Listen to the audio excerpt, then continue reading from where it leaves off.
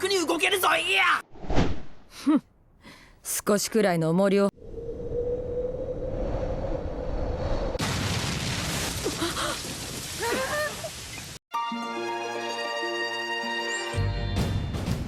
Now imagine you wake up at 3, you train at 4 to 6, come home, breakfast, relax, so, now you're back at it again, 9 to 11, right? You relax, and now all of a sudden you're back at it again, 2 to 4, and now you're back at it again, 7 to 9.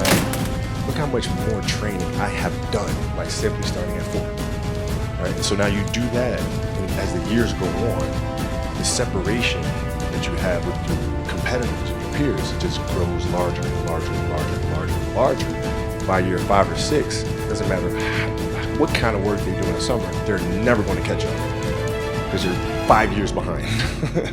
Right? So it makes sense to get up and start your day early because you can get more work in. Two types of players, players who love to win and players who hate to lose. Which one are you?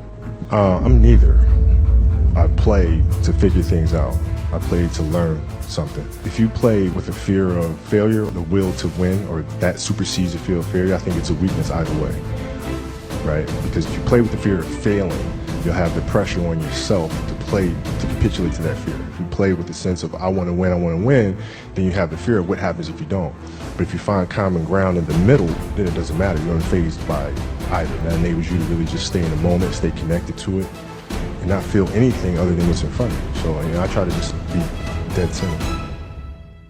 So a lot of people in general are afraid of failure. How did you become one of those people who doesn't seem to be afraid of failing? It doesn't exist. It's not existent. What the hell does that mean? Seriously, what does failure mean? It's not, it doesn't exist. It's a figment of your imagination. So let's use happy endings. Everybody wants a happy ending. Now let's go to reality. It's like at Snow White.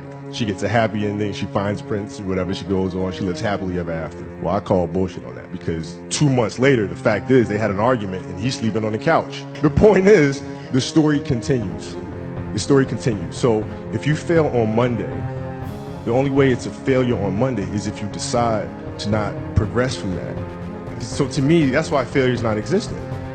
Because, if I fail today, okay, I'm gonna learn something from that failure and I'm gonna try again on Tuesday.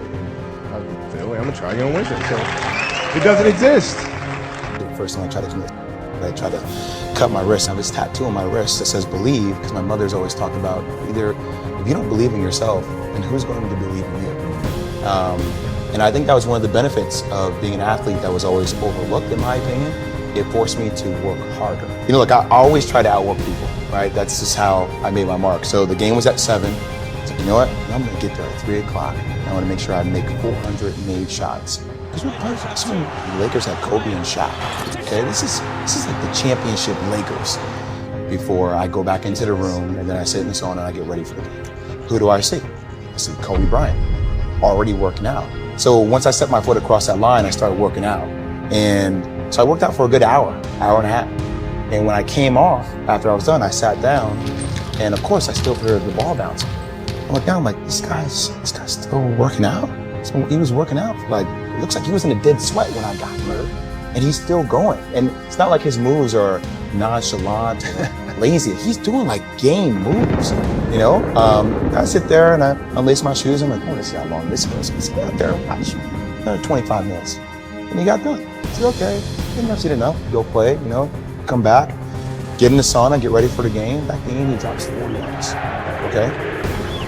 And after the game is over, I'm like, I have to ask this guy. I have to understand, why he works like that. So after the game is over, I'm like, hey, why were you in the gym for so long? He's like, because I saw you come in. And I wanted you to know that it doesn't matter how hard you work, that I'm willing to work harder than you. Wow. You inspired me to be better. Right. And it was the first time I started to see this level of competitiveness where I said, I need to start doing more.